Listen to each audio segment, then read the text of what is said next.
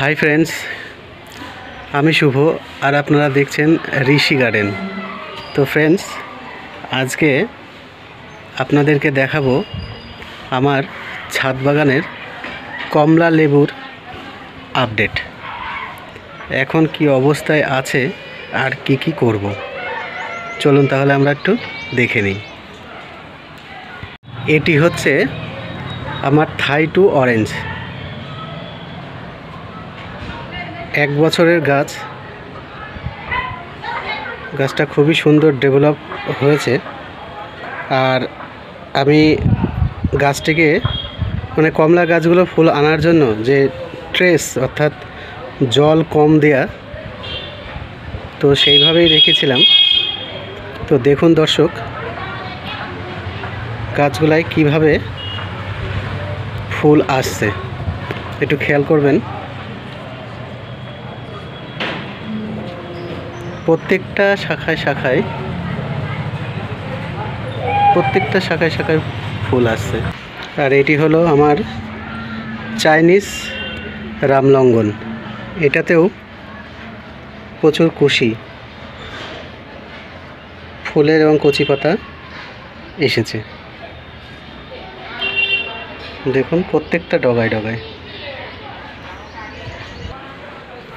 আর এই ছাতকি কমলাটা এখনো সেইভাবে সুস্পষ্ট হয়নি ফুলগুলো। এই হচ্ছে আমার এই গাছগুলোর ওভারঅল ভিউ।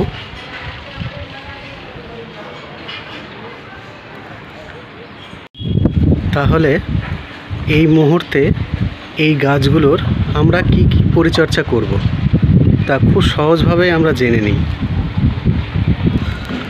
প্রথমেই যেটা করতে হবে সেটা হচ্ছে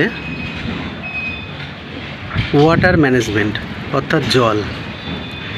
বন্ধুরা এই মুহূর্তে কোনো রকমভাবে জলের ঘাটতি থাকলে হবে না, মাটিতে ময়েশ্চার থাকতে হবে। জল প্রায় প্রতিদিনই অল্প বিস্তর আপনাদেরকে দিতে হবে, কারণ জলের ঘাটতি পড়লেই ফুলগুলোকে এই যে কচি পাতা আর এই ফুল যেগুলো বেরোচ্ছে সেগুলো ফেলে দেওয়ার সম্ভাবনা থাকবে। তাহলে আমাদের জল এর ব্যবস্থাটাকে ঠিক রাখতে হবে। দ্বিতীয়ত এই সময় ফাঙ্গাসজনিত রোগের প্রকোপ বেশি থাকে এবং এই গুটিগুলোকে রক্ষা করার জন্য আমরা একটা ফাঙ্গিসাইড একটা স্প্রে করব। আর তার সাথে নানান রকম কীট পতঙ্গ আর তাছাড়া এই যে পিঁপড়ে, কালো পিঁপড়ে, লাল পিঁপড়ে থেকে গাছগুলোকেও রক্ষা করতে হবে। তার জন্য একটা কীটনাশক আপনাদেরকে স্প্রে করে দিতে হবে। তৃতীয়ত খাবার হিসাবে এখন আমরা কি ব্যবহার করব? নাইট্রোজেন যুক্ত খাবার একদমই দেয়া যাবে না। আমরা পটাশ ও ফসফরাস যুক্ত খাবার আমরা এই সময় গাছকে দেব, কারণ এই পটাশ আর ফসফরাস